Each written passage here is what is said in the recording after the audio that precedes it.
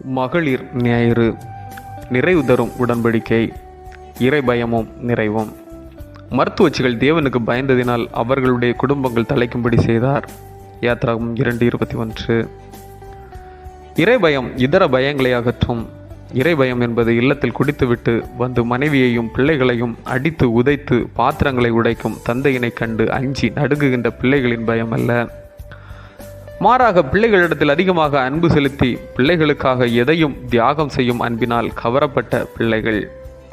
தந்தையை மகிழ்ச்சிப்படுத்த அவருக்கு பிரியமாய் நடந்து கொள்ளும் பயம். இதனை பக்தி என்றும் சொல்லலாம். கடவுளிடம் இத்தகைய நன்றி உணர்வுடன் வாழ்வதே இறைபயம். இதனை பயபக்தி என்று சொல்லலாம்.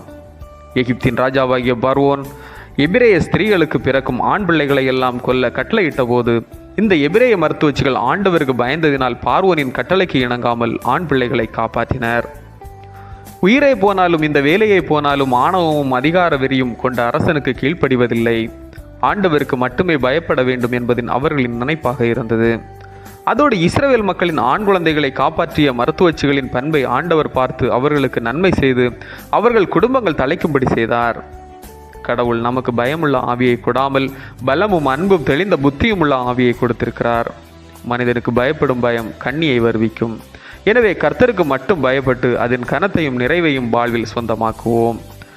கடவுள் நமக்கு தந்துள்ள பணிவிடைகளில் சிப்ராலும் பூவாலும் போல, அன்னை தெரசா மற்றும் பிளாரன்ஸ் நைட்டிங்கேல் போல கடவுளுக்கு பயந்து பிறருக்கு வாழ்வு கொடுக்கும் நற்பணியினை நிறைவேற்றுவோம்.